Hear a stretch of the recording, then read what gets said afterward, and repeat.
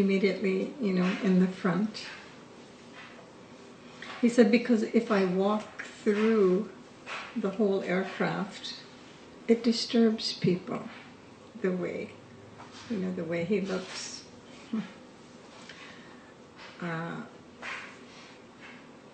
People had told him after the 9/11, Swamiji, you should shave your beard and everything because you look like Bin Laden.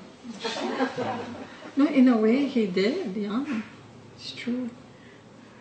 So for Westerners, they don't distinguish, They don't know all the different kinds of, your common everyday Westerner, they don't know the difference between Muslims and Sikhs, Muslims and Hindus. So, but I always use that as an example, a life of least disturbance. He doesn't even walk through the cabin.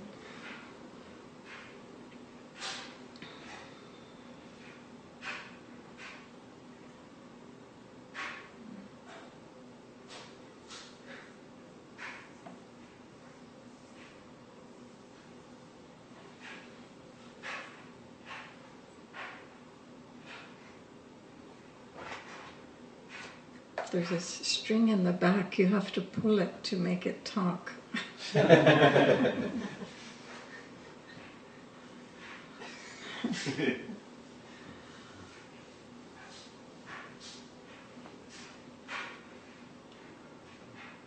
did you share any experiences of any experiences after 9/11? Did you share anything? Swamiji? Yes. He wasn't in the Gurukula at the time, so I'm sure he's had a lot to say. I'm sure. I just wasn't with him. It happened, I was in the Gurukula, but Swamiji wasn't there. To the best of my knowledge, he wasn't there.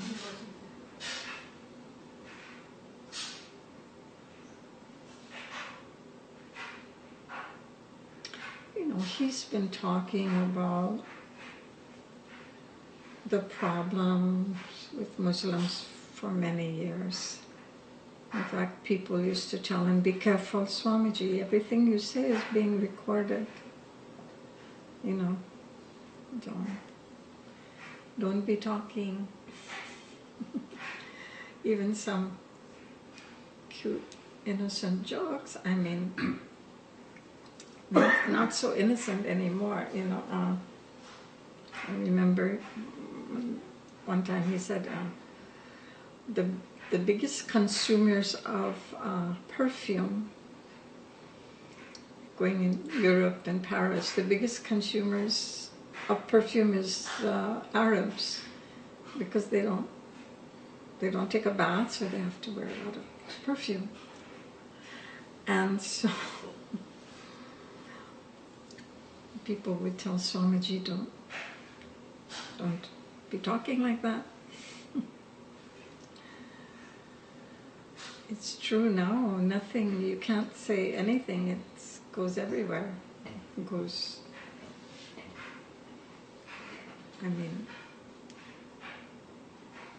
not that our tapes at that time were being put on YouTube and all.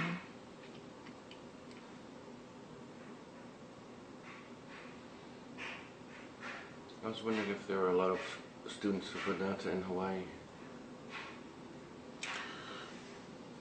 If there are, I don't know them. Not really. I live on the smaller island of Maui. There was a time when we had some good groups going, that was way back when, and then I hadn't been in the islands for a long time. And so when I returned to the islands after a long time, I didn't have any contacts whatsoever. And on the island of Maui, Maui's kind of a famous, alternative lifestyle mecca. Because the weather's so good there, can still hitchhike, and the island, living lifestyle is very laid back, and so wherever you have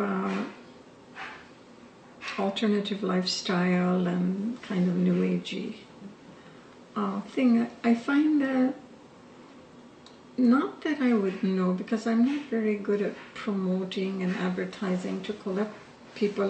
That's not me. But whenever people come to my classes, occasionally they come, maybe a few classes, and they go, I find they're not grounded. You have to be very grounded in some sense of, well, clarity and sanity is only I can say, and that some maturity. So I don't find a lot of students, but that's not. That could be more of a reflection on me than the people. But I think a lot of people are looking for. Who said no? You said no. No. How you know? How you know? You didn't go to Maui. I think it's true. A lot of right. Is there an ashram in Maui? No. What you're thinking of, you mean if I have an ashram? No. I had a kutia, and then for 7 years. But it was very isolated, so it didn't serve me or people to come. It was a very perfect, wonderful kutia, but location, you know. So I moved down into the town. I have an apartment. But you might be thinking of, there's a famous ashram, and all the Indians that come to Hawaii want to go there. It's on the island of Kauai. Yeah, we've gone there. You went there? Yeah. Himalayan Academy. Yeah. It was started by that guru from, he was from Sri Lanka. Yeah. So everything is Pakka, Tamil, temple, everything. Yeah. Swamiji went there twice. He wanted to go there and make connection with them. So the last 2 times he came to Hawaii, we flew him over there, but I didn't care to go. I was behind washing rotis and cooking lunch. So, but I didn't feel drawn, because I'd been to so many South Indian temples in India. I said, why do I need to see one more in Hawaii?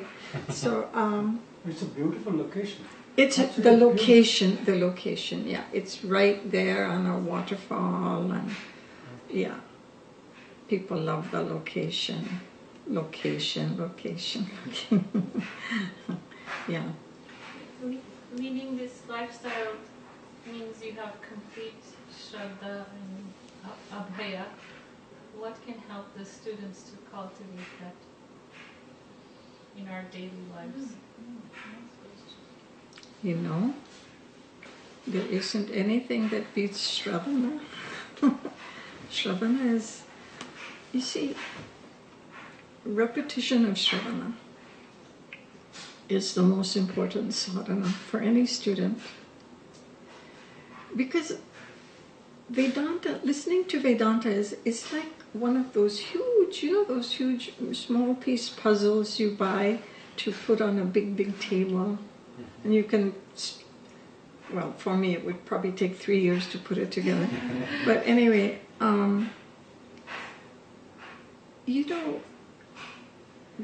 the truth of Brahman and the Abhaya and all that is the simplest thing really to teach. It's so simple. In fact, if Brahman has one fault, it's too simple. It's too simple, and it's also useless. Brahman is the most useless thing. What is complicated is all the doubts and resistance that we can put up in our mind. The human mind is the most complicated thing. So that's where the complications are that take so long. And the Shravana is exactly like the sculptor's tools. So as Swamini mentioned, this word shedding, ignorance is so important to us, because really speaking, the Guru is not trying to give you knowledge. The Guru is trying to remove all your wrong notions and your wrong identity. And because our minds are so complicated, that takes time. But what happens is, we do have a beautiful model that is very complete. Just in our first book that we take, Tattva, the whole picture is there. The total picture. And so that total picture, the biggest picture of the big picture, does have some detail. And that model, like as represented in the book Tattva, is so easy to grasp. This knowledge is so clear. It just doesn't miss a trick if the mind is ready. So it's our mind that is complicated, and that's what takes time. But what happens is, as you listen and listen and listen more, it's like putting together one of these and this big puzzle, table puzzle. You've been told what the picture is. You see the picture on the back cover. But just because you see that picture, it isn't so easy. It's like everybody comes to Vedanta already. Oh yes, I know what is Brahman. Existence, knowledge, bliss. Satchidananda. Satchidananda Guru, everybody knows. Something Satchidananda, they know. And so, existence, knowledge, bliss.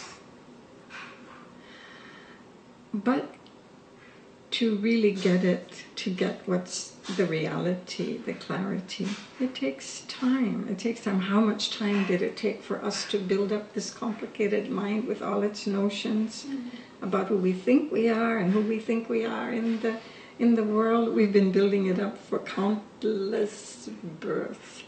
Vivekachudamani says, just to get to the door of this knowledge and have mumukshutvam, we have to have lived countless lives intelligently. So, but the more we listen, things start coming into place. For some of us, more quickly. For some of us, a little more slowly. Doesn't matter at all. But so getting all the pieces in the right place and getting the proper connections and all, that's what the Shravana gives you. And then this is Manana right here. You're questioning what you hear. And so the clarity grows, not because clarity in and of itself, the clarity is Brahman actually, the clarity is you, but not because clarity really grows. What's growing is what's going, the shedding. So this isn't a knowledge that we build up, just like you don't build up the Krishna that's hidden in the stone. You remove everything that is not the Krishna. So the same thing, this is more of a process, it's a process of shedding. It's a shedding process. So shedding everything that is wrongly understood. And so, but the Shravana, as Swamini said, is Mukhya Sadhana. It is the most important thing we do. And nowadays, we're so lucky because, in the first course, Swamiji didn't allow any taping. Yes. I don't know if in the second course he did. I wasn't there. By Piercy time, they were taping everything, transcribing everything. But nowadays, we have so much. I came back from India, and I don't remember how I got a hold of it, but it was a huge, one of those old reel tapes that are about this big. It's a reel-to-reel. Right. And somebody in Bombay had it, and Swamiji, I think, had taken 2 weeks Upadeshasara. He would go into Bombay and do that. And so, I don't know, there were some 10 or 12 classes on that reel to reel. Somehow I got that and brought it home with me. And then somebody had a machine. And you see, this is how, when the mind, it depends on the mind, the preparation of the mind. What kind of a internal stance, a condition the mind is in. When I came home from India that first time, I was so, oh my God, my heart was just breaking, because parting from Swamiji, we'd been with him almost every day, and you know, he was like the sun that came to light our day. And so it was very hard to be away from the whole thing, culture shock and all. But I had that reel to reel. And I listened to that thing over and over and over. And you know, that was some of the most wonderful, astounding Shravana I ever did, because number one, my heart was broken open to the longing, you know, the yearning for what I was parted from. That's one thing. And then the second thing I found about listening to tapes or watching DVDs, you know, when you're actually sitting in, like in the Gurukula, any ashram, you have a big bunch of people, there's always some distractions.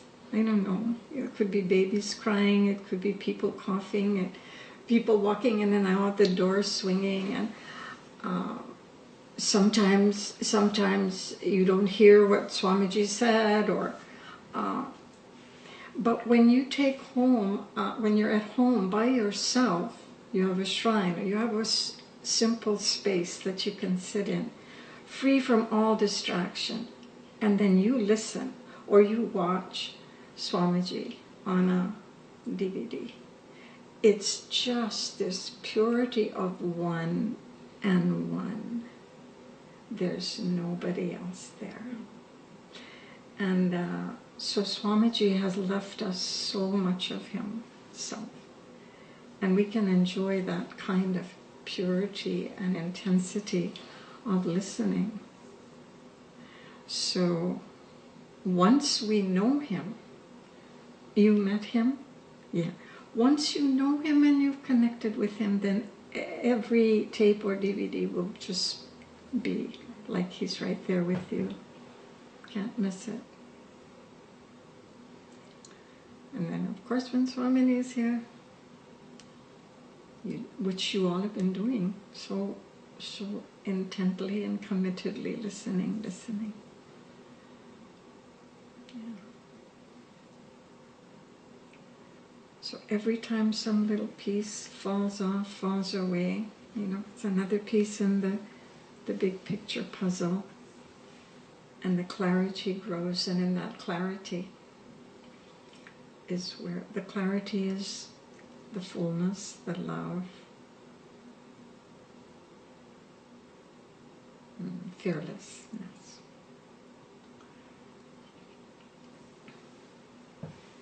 Not that I sit here telling you I have it all.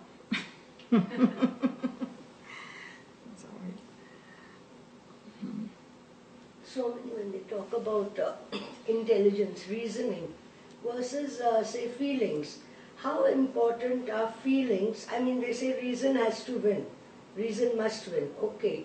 But then how important are feelings in the scheme of things?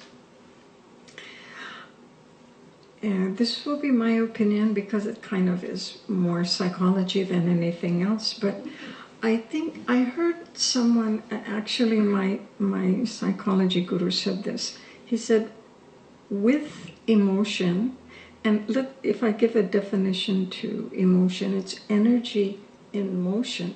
Every feeling is energy, different forms of energy. So he said, with emotion, anything can matter. And without emotion, nothing matters. So that's true. So where do we all live? We live in a gray area where we have to navigate that. And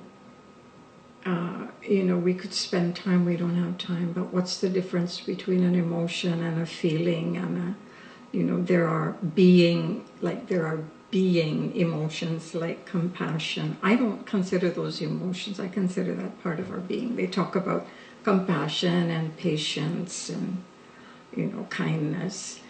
I wouldn't call those emotions. I would call that part of our being nature. Yeah. So, but emotions like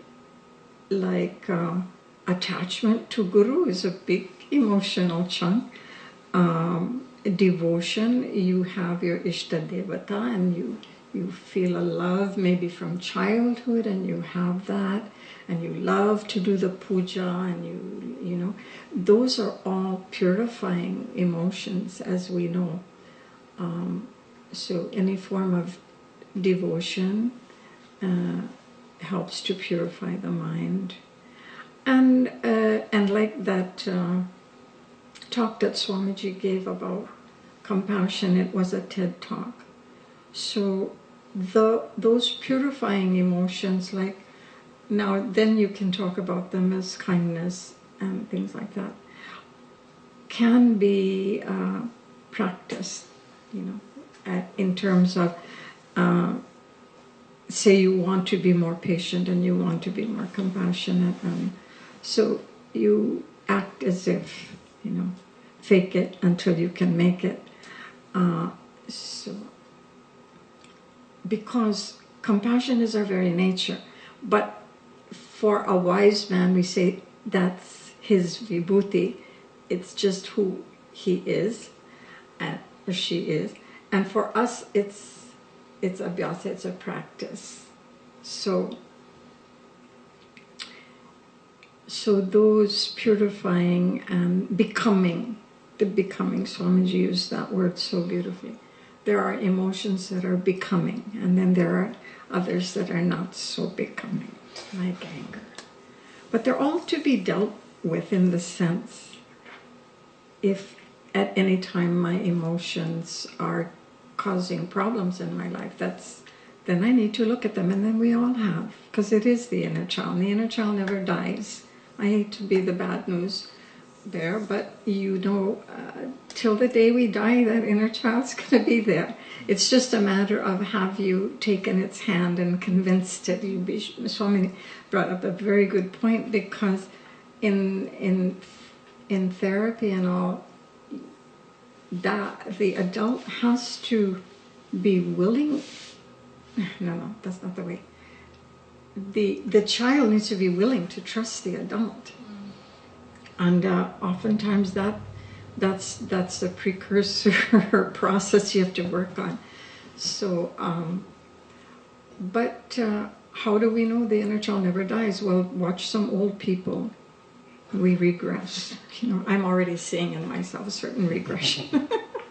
So as we get older, we tend to regress. But issues, if they haven't been dealt with, if the significant issues in our lives haven't been dealt with, they will keep popping up, showing their face. But when you don't want. But Swamini, you said the adult has to deal with the inner child, the adult in you. Yeah. But that's you yourself. So why won't your inner child trust your adult?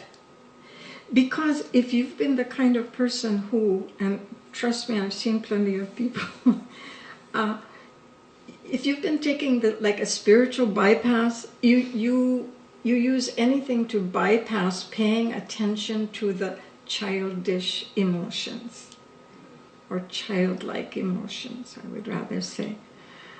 There's many ways to bypass that child and ignore it.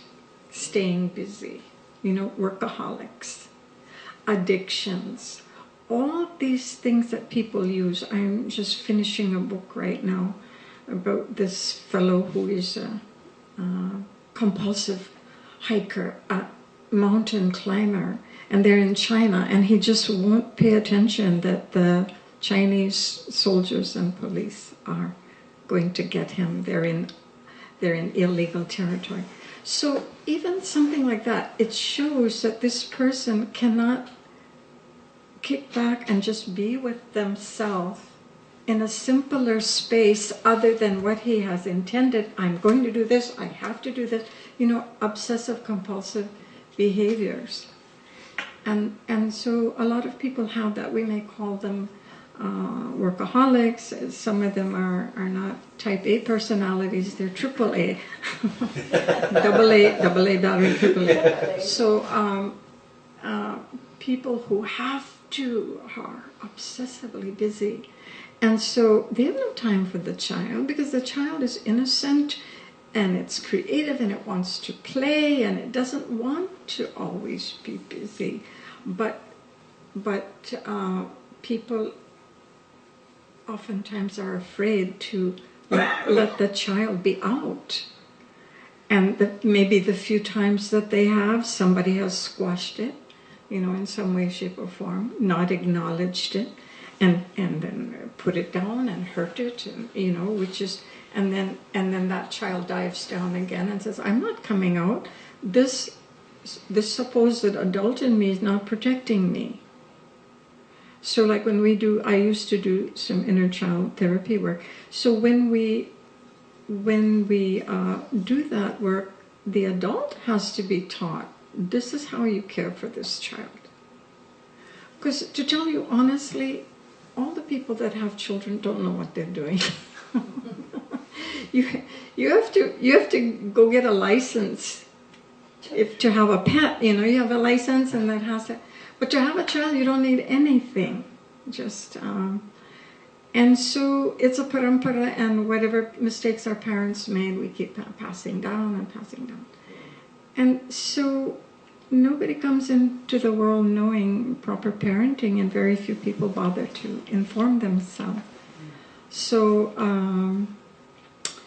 to whatever degree that child had been hurt, and then to whatever degree the adult is very clever and can be very busy and high achieving, and all those things will keep the attention away from the child. And the inner child is just a model. There's no inner child in the inner child. Is just all the hurt, the woundedness hiding in the subconscious. That's why the inner child has all the different ages. You can be hurt anywhere from within the womb up to 21. So it's the woundedness that's being held in the subconscious or the unconscious. And nobody wants to look at that. Who wants to? It's painful. In therapy, it's painful to go down and dig around in the rubble of the mess. Is it necessary to do that? I mean, is it needed? I believe so. No, not just that. The letting out of the child thing. Like we have to dig into the rubble, so do we need to do that? Swamiji says so. Swamiji has You need to know yourself. You're going to know all of you have yourself. to know yourself All for of yourself. all the births you have. Then only you know yourself. No. That, I think you can only No. live this life. There's plenty. Right. Just this life enough is enough. But Swamiji himself tells this. I was pinching myself once. I was in, I don't know how I happened to be in Chennai, and Swamiji was giving a talk in one of those big auditoriums. Those were all his people. His Tamil Brahmins and traditional people who have been coming to listen to him for years. And he gave a talk that was titled, Need for Cognitive Change. And I was sitting there and he was saying, religion is not enough. You must look at and deal with your unconscious issues. Now, he didn't elaborate it in the same way he elaborates to his students, but that he was mentioning it, and I had to pinch myself because, Swamiji was too big. He doesn't have to worry about what people think. he used to tell us, truth is ruthless. It doesn't make room for sentiment. Truth is what? Ruthless. Ruthless. There is no room for sentiments. Yeah. Correct. It does not brook sentiments. So, yeah. So no, he tells amongst the students now that they need to do their work. They need to do some work. And so he may not say that to you. No, just like if it's needed, then how does one start digging in the rubble? Each time you stub your toe on a fallen stone, you have to begin to clean up the rubble, I guess. Yeah, what you're saying is the same thing what I would say. Everything has a timing. Yeah. In life, so much, everything is timing. So everything has a timing. So you surrender it and you say, okay, Bhagavan, if you think I need this work, then tell me when, how, where, and you'll be guided. Well, I think Swamiji teaches in a way that leads into that, lets us see the inner child, concretely, Yeah. the lessons happening inside ourselves, the ragadveshas, Mm-hmm. when you want to have your way, or when you get upset and reactive. To me, I'm always hearing her say, look at yourself in this. It's Exactly, not just yeah. a 5,000-year-old lesson about a God doing this. It's talking about you, and she says it's about you. Yeah.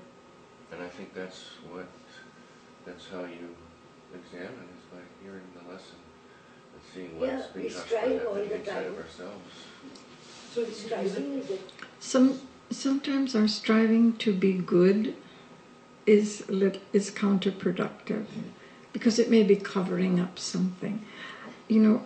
How the red flags are when we are overreacting, something out of proportion.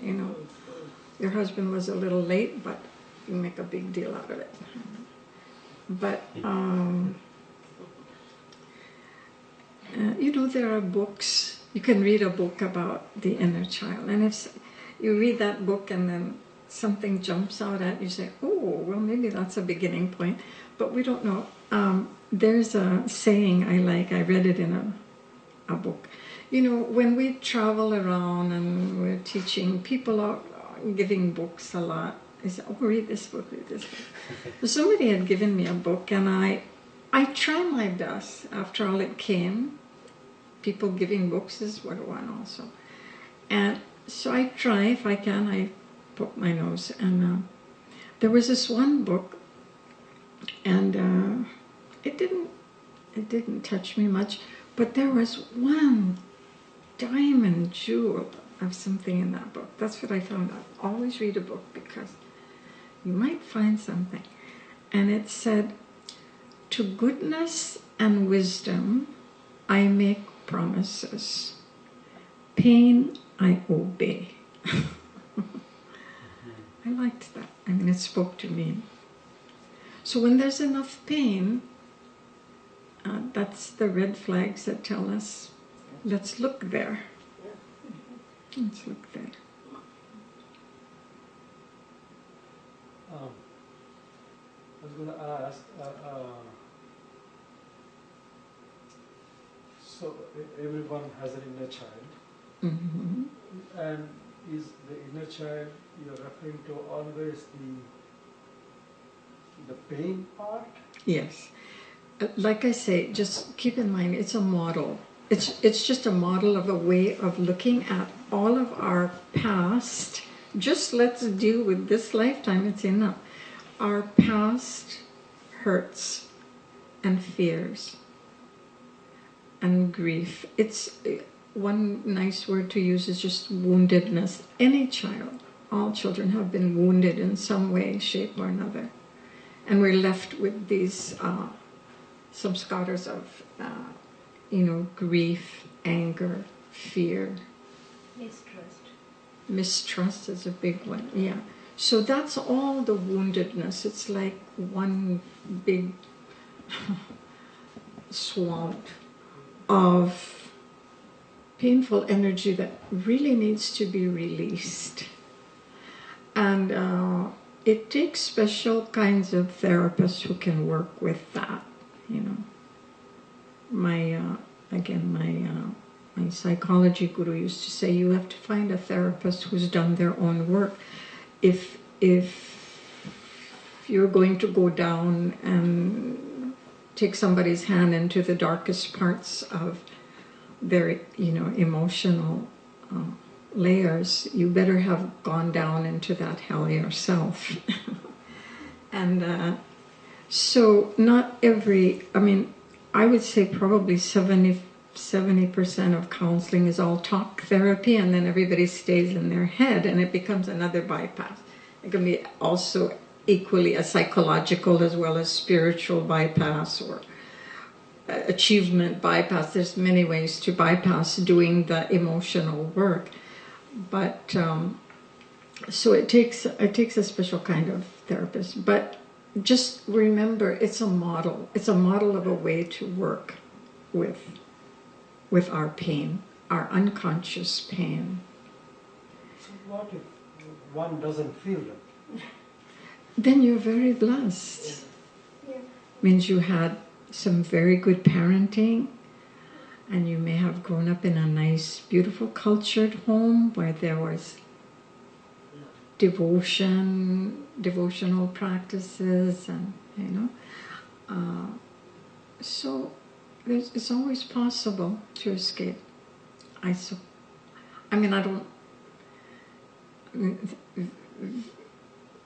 Very difficult to escape, but we can't leave out the possibility anyway. So, or is it also possible, like, you know, I mean, over the years we have listened to Swamiji and other gurus, and hopefully we have learned something. Definitely. If not much, at least something we have learned. And from those learnings, one of the things I always remember Swaminiji, is, I repeat this to everyone also. She has taught us, when we do our meditation, you first let others be themselves. You know, they don't have to be. They don't have to be like what I would like them to be. Mm-hmm. Okay? And this is something. So basically, let them.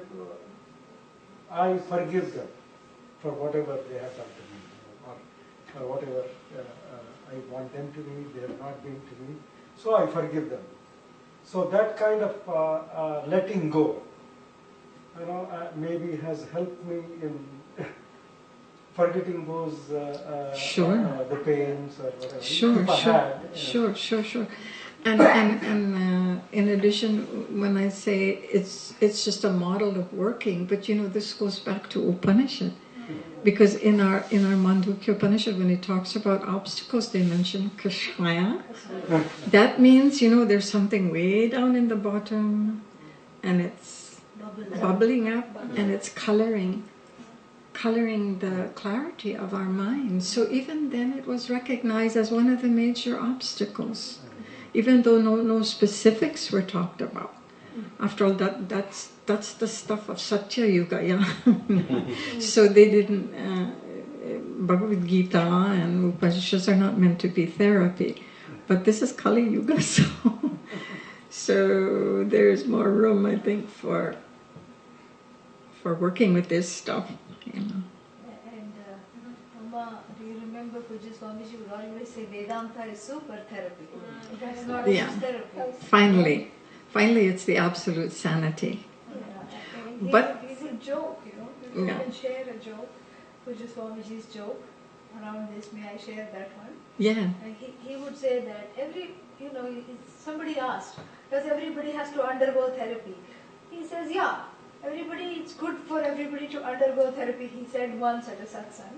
And then he said, and then everybody comes to the Swami, including the therapist. Exactly. because Vedanta is super therapy. Yeah, it's the therapy that goes beyond. But yeah, something else I got. Well, when somebody asks me what Vedanta is, I say it's 5,000-year-old deep psychology. Exactly. Yeah. To me, it goes way. It contains all of the insights of Western psychology, but goes way beyond. And okay. Yeah. That's why I removed all this. Yeah, somebody asked me the other day, what does, in the end, after having studied Vedanta, what does the goal look like for you? She said to me, what does the end goal look like? Again, it's a trick question because they're asking, what is your experience? It was a very highly intelligent way to say, what have you experienced and are you enlightened? And for which, when people come right out and ask that, I just, default to, well, it takes one to know one. So, no, but it's true. It's true. That's out of Swamiji's mouth. Yeah. And I tell them, I said, if I am enlightened, how will you know? Yeah, right. How will you know unless you're enlightened? And if I'm not enlightened, why should you bother to come and sit here and listen? So I just know a little more than you do, that's all. But when she asked me that the other day, she said, what does the end goal feel like, or how do you experience it? I said, it's the absolute sanity. Absolute sanity, and that's the clarity. To whatever degree we're free from the wrong identifications, we're more sane. Go ahead. Sorry, there's no blue light passing through you or anything, right? No. No, I'm just kidding. Yeah. I request you to share what you told me on that note, which you just talked about. Do you remember a Swamiji-ism about sanity? Remind me. You said that recently you came across something that was written, or something Caroline shared with you, that... Oh, yeah. Live one day at a time. Yeah. Please Okay. share that. Yeah, this is beautiful, because I hadn't heard it. He said, living your life one day at a time is sanity. Living one moment at a time is sannyasa. Oh, So- that is So beautiful. This is a Swamiji-ism. Oh, Yeah. amazing. That Please is amazing. repeat, Swami. Yeah. Yes. Wow. For all you aspiring sannyasis. One, sanity, living one day at a time is sanity, and one moment at a time is sannyasa. Wow. Good. I'll definitely do it. Thank you. Wonderful. A lot of times, when we strive and put into practice like when we talk to Swamini and like a simple thing like give more space, or for any of the problems that can crop up. Whatever is said, and when it's kind of put into practice, along with that, a lot of other things are also kind of healed, because maybe it's again addressing the inner child, maybe dropping certain, maybe the inner child is one who's having a lot of expectations and things don't go, or it's never gone the way you wanted and you feel finally it should and it doesn't, something like, I can't explain. That's true. That's true. You could almost say any negative emotions that you don't like in yourself, you can blame it. Just say inner child. I mean, Yeah. it sounds quick, but flip. But it's pretty much true. Yeah, because the inner child, one of the core feelings of the inner child is that the world should revolve around me. And at the time when that child was growing, it should have been acknowledged. It should have been allowed. That's why when I hear people say, "Oh, Asians spoil their children," I said, "You may not know what's going on there. You let, like Swami Chinmayananda used to say, the child is on the man's back, and the child is kicking. I hate you, Daddy," or whatever, and the man is laughing, because that's just, the child is allowed to be a child when it's a child. Now, if the child is 18 and doing that, it's a different story. Yeah. This is exactly what I tell my children, when they try to correct their children. He is a child, let him be. Let them if you do be. that, I will come and The grandparents can see it better, because the grandparents don't have as many agenda for your child. You don't have expectations. Yeah. See, isn't it at some point in time you have to, the inner child should be, all the emotions should be completely cleansed out of your system for you to move forward? No, we never talk in absolutes in Vedanta. It's always gray. The most intelligently lived life is learning to navigate in the gray, and all shades of gray. And also, Swamiji used to say, if you can't understand paradox, you won't understand Vedanta. So the paradox is, we want to heal the inner child as much as we can, but you're never going to heal it completely. So it's just like, it should be. Who can do all the practice amanitumadambitvam, and you keep practicing until you become absolutely pure? Never. Forget it.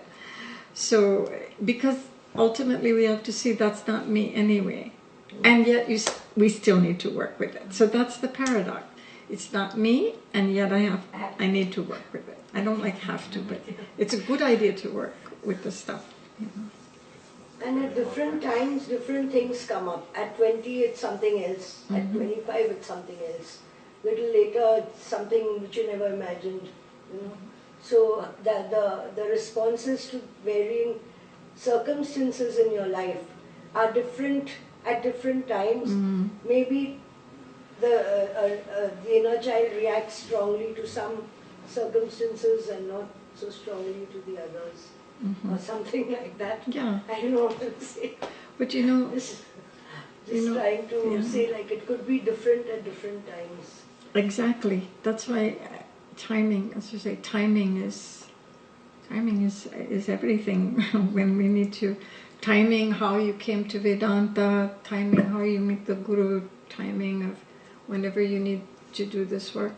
But I will say one thing, kind of bottom line. We're never too old to work on the inner child, number one.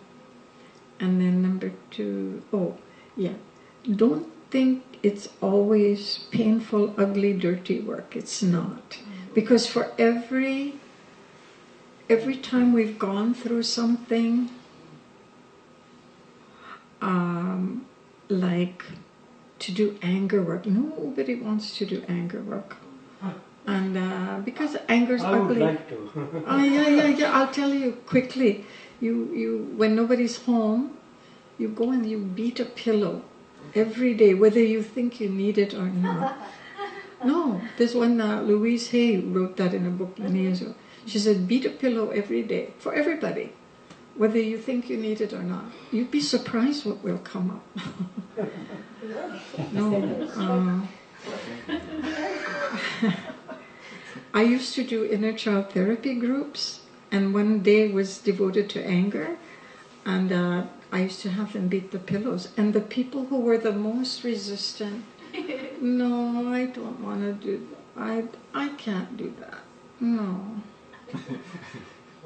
I said, okay, look, just, I had a nice big ugly pillow, and I bought one of these toy baseball bats, but it had enough weight in it. to make some sound. And I said, look, you don't really have to do it. Just go like that. That's all I'm asking. Just go like that. Just try. And if they would agree, I've seen this person. And then pretty soon. Wow. And that sometimes this person will whack more than anybody. I mean, because that's what's stuck emotion. But the thing is, once that is discharged, that's the stuck emotion that contaminates our whole system. It's not just contaminating your mind from meditation or anything. Contaminates even in the body. That's why people get somatized illnesses. Most illnesses, I think, go into the body. So, but when that is done, you feel so much more light. So it's a wonderful process also. It has big time reward, big time payoff for doing it. It takes bravery to do it, and it's not pleasant at first, but then when you begin to get a taste of what that process is like, you see that it has very big reward. So, and it's never too late. Never too late, yeah. Yes, what practice do you like to do regularly to maintain your sanity? Whether we like it or not, the world is going to come at us. People come at us. And I hate this one. I don't like to use that word. I hate this one. The people that aggravate you the most are the mirrors. Usually the mirrors. That's what I have to work on. The people that get a rise out of you beyond what they should be getting. I can't stand. Like I was telling Swamini, I give a wide berth to TMI people. TMI people? Too much information. So people that talk, I lead some hikes on Maui, and people will call to tell me, oh, they can't make it on the hike. They signed up and they can't make it. So I get a phone call like this. Oh, I'm so sorry. I'm not going to be able to make the hike tomorrow. My boss's son on the mainland is sick, and his father is going to have him put in the hospital, and they're going through some trouble. So my boss has to go to the... just tell me you're not going on the hike. I don't need to hear all the details. What your boss is doing, and so the boss has to be out of the office. She says, people, Vaktapas, this came up in the retreat. Vaktapas is, the practice of watching what we say. To the point of, Vaktapas at its best is we're silent and only speak when you need to speak, and otherwise be a listener. Not easy.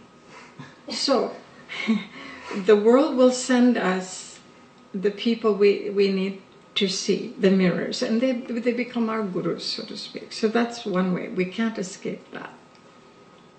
And another way is prayer and surrender. To me, surrender is sanity.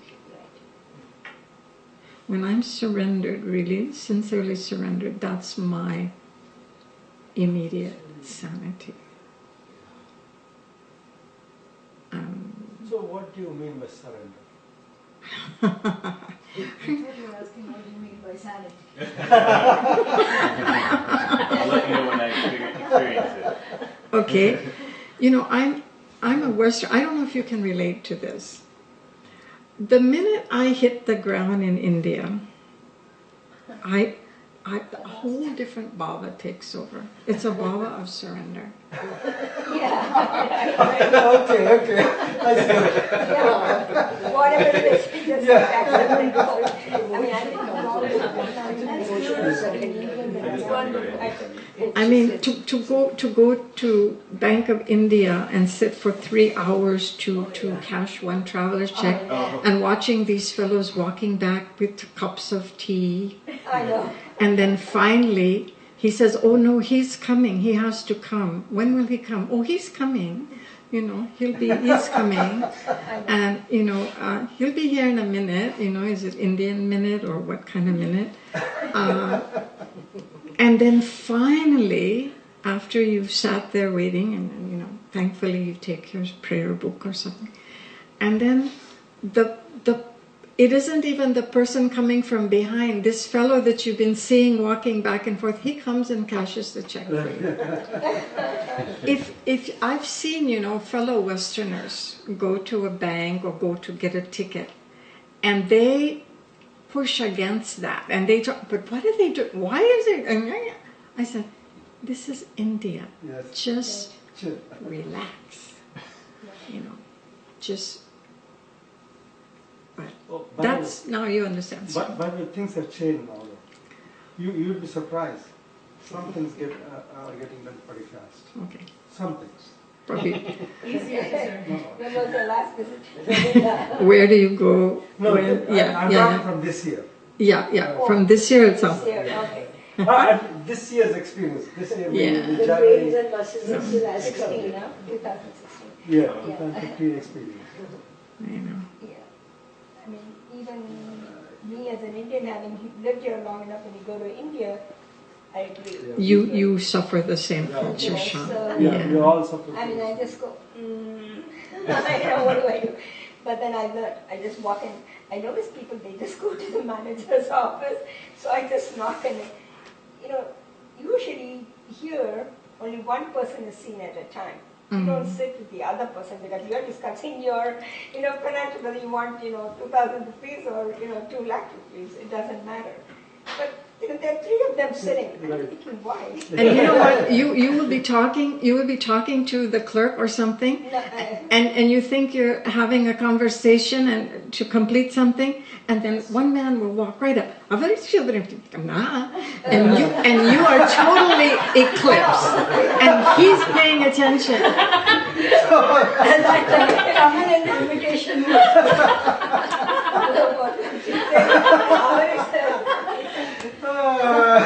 One time that happened to me, in Rishikesh, they have a cage where you go up to get your money, and there's a cage there. Okay. Yeah. And so I'm exchanging, I'm getting some cash, and somebody comes right up, and then I said, Excuse me. No, I didn't. I put my arm on, I said, I'm not finished. I pushed my arm we've been pushed around like in temples. Oh my God, to go for darshan, and people elbowing and I said, what spirituality is that? I think when sitting at home, I think of the Lord, being in the temple. I'm very happy because it's one-on-one. Yeah. I'm meditating. Whereas going through, standing there, in 2 minutes, they say, move. I said, I stood here for a whole hour, and not even 1 minute I'm getting to see. So, Anyway, that's perfect surrender. You let go. Yeah, You let exactly. go with the flow. All Exactly. these things are there. Right. Exactly. All these things are there. Yeah. I That is sanity. Yeah. Because otherwise you're wanting things to be your way. Right. I say, okay, I'm here, this is what it is, I accept it. Move as fast as I could out of the situation. Okay. I just want to go back to the inner child. Mm-hmm. You don't necessarily mean the childhood, or I know you said you give it could be like what Bhaskar said. If you didn't have any childhood, problems, you grew up without any, so you don't have those kind of bottled up, emotions, fights, anger. So, but as an adult life, I think like Vasanti mentioned, at 21 you deal with different problems, 30 you deal with different. That is also fighting an inner child. Mm-hmm. See, I've heard it said, and I think it's valid. The subconscious or the unconscious has its own wisdom. So it knows when to send up. Okay. You know, it's the Kshaya coming up. So after all, that unconscious is Bhagavan. Right. Bhagavan gave us that as a function to protect us. So in fact, you know, Jung said God is the collective unconscious. So the unconscious has its own wisdom. It says it's Bhagavan, you can use the word, and then it'll send up whatever you have to work on when the timing is right. Right. Yeah. And So when you say the work on, you mean you recognize that and say, okay, this happened and I can't do much about it, so let it go. Is that what you mean by work on it? no, that's not working on it. That's just overriding it and shutting it down. Okay. The best thing, you know, and again, this comes from our scripture. When in doubt of anything, even something like that, whether you're questioning, oh, I have an issue and maybe this is something to work on, then talk to a wise person, a wise, objective person. Always take recourse to the wise ones, wise, objective ones. So that's why poor Swamiji had to listen to so many people. Yeah. So how does it help? Because whatever caused pain, okay, whatever caused disturbance in my mind when I was 30, say, I'm just making up something, okay? And so that obviously is in my subconscious, and today at 70 it is coming back to me and saying, okay, oh, this happened when you were 30, you know, whatever, right? But whatever caused that unhappiness, that sadness happened, and I have no control over that. I have nothing that I can make it otherwise. Fix it. No, we can't fix it. Right. All the process is to let that. Remember, the inner child is nothing but the repressed woundedness, the hurt. Okay, so it could be something as simple, just write it out. Write a few letters, maybe write a letter to the person who had hurt you. And first tell them how they hurt you, and that it really hurt. And then only later the forgiveness. But you need to give the attention and the compassion first to the inner child, to that woundedness. We talk about the word, it's a red flag for me, this word forgiveness, the way people use it in society. You know, oh, you have to forgive. Well, I have to forgive and let it go. And forgiveness is not a verb. It's not something you do. Okay, I'm going to forgive. It's not a verb. To me, true forgiveness is simply having feelings of compassion towards someone who had hurt you. And in order for that to be genuine, one has to have given attention to the inner child. The inner child may still have some fear and anger, grief, mistrust, these kind of feelings. I don't mind. I use myself. I don't mind being transparent. My father was an alcoholic, and he was an verbally abusive alcoholic. So I had to do my work around that, and for years I was angry at him. But I was angry at him without the consciousness of psychology and without any consciousness of working through it therapeutically. One needs to be conscious that, okay, now I'm doing this as a process. Otherwise, it still belongs to the realm of the unconscious. And it would be, you know, he'll get angry at me, I'll get angry back at him, and it's just a conflagration. So, but when I realized that I have to pound my anger out in a therapeutic environment, and not at him, because he's helpless. They're helpless. And then I came to understand about his past. It took time. You don't do a couple of sessions and it's gone, because it's been there for years. And so, I wrote him a few letters, but the child has to see, if the child doesn't get validated that, okay, the responsibility was with the parent, like with my father, because he was not a good father and he did hurtful things. Okay. The child will inevitably, this is textbook psychology, the child will blame itself. The child will blame itself even if a parent dies at 3 or 4 or 5 or any, those ages is still the formative years. The child will think, I did something wrong, I deserved this. It's textbook psychology. Very few people escape that. Now, if you don't let that child have a voice and let it know, this is in the acknowledgement process. You don't let that child know it wasn't your fault. It wasn't your fault.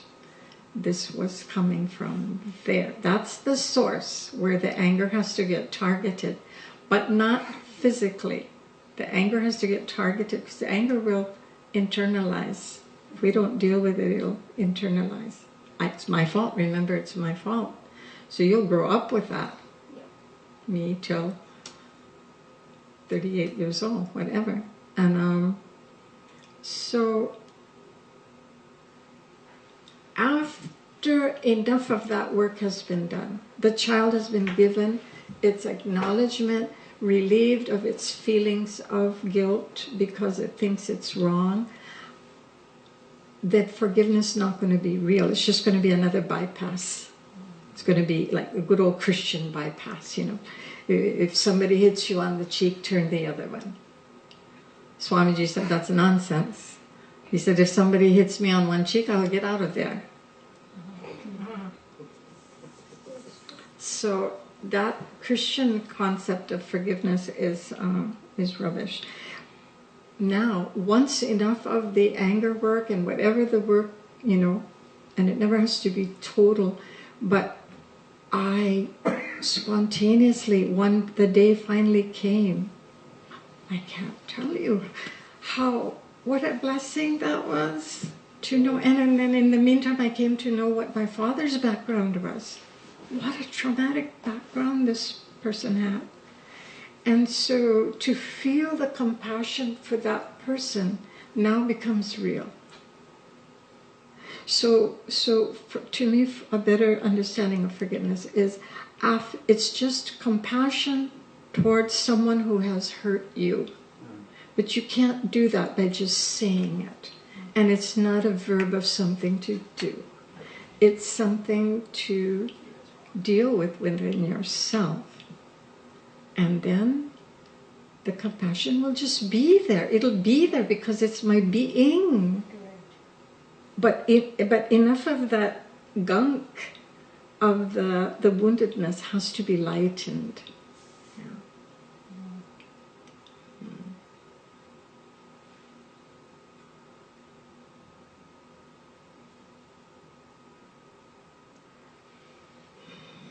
Okay.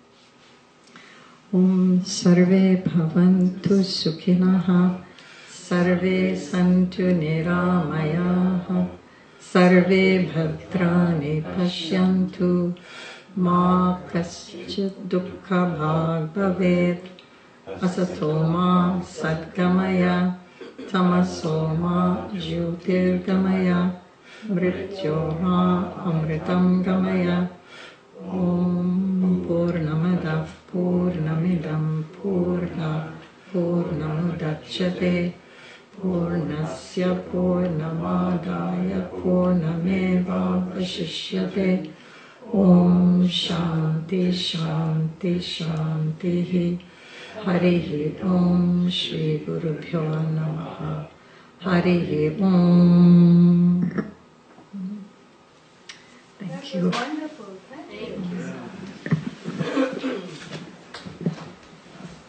I don't know about wonderful, but it was a privilege for me. One of my Guru Bhais, Swami Svatmavidyananda, he said we should be paying people to come and listen to us. That's how much a privilege it is, you know. 5 o'clock, huh? Okay. 5 o'clock.